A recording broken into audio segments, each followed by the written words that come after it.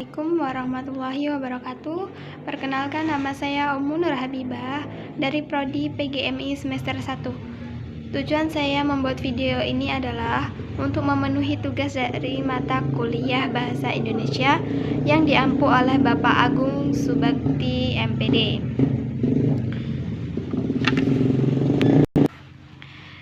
Oke, baiklah. Di sini saya akan menjelaskan tentang terjadinya perkembangan bahasa yang ada di Indonesia sejak awal Indonesia memperoleh bahasanya. Perkembangan bahasa Indonesia, lisan maupun tulisan, berkembang mulai pada saat terbentuknya, yaitu pada tanggal 28 Oktober 1928. Bersamaan dengan momen Sumpah Pemuda. Setelah terbentuknya bahasa Indonesia, terus berkembang seiring berlakunya ejaan Suwandi, Melindo, bahkan hingga ke ejaan yang disempurnakan. Bahasa Indonesia dinyatakan kedudukannya sebagai bahasa negara pada tanggal 18 Agustus 1945. Karena pada saat itu, Undang-Undang Dasar 1945 disahkan sebagai Undang-Undang Negara Republik Indonesia.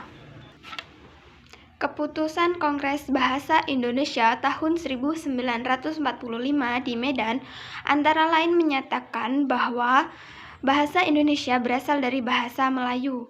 Bahasa Indonesia tumbuh dan berkembang dari bahasa Melayu yang sejak zaman dulu sudah dipergunakan sebagai bahasa perhubungan, bukan hanya di Kepulauan Nusantara, melainkan hampir di seluruh Asia Tenggara.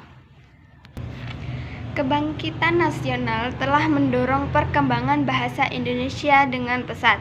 Peranan kegiatan politik, perdagangan, persurat kabaran, dan majalah sangat besar dalam memodernkan bahasa Indonesia. Proklamasi Kemerdekaan Republik Indonesia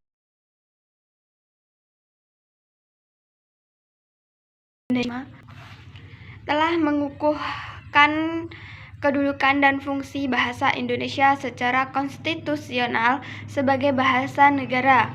Kini bahasa Indonesia dipakai oleh berbagai lapisan masyarakat Indonesia, baik di tingkat pusat maupun di tingkat daerah. Mungkin itulah tadi sedikit pemaparan dari saya.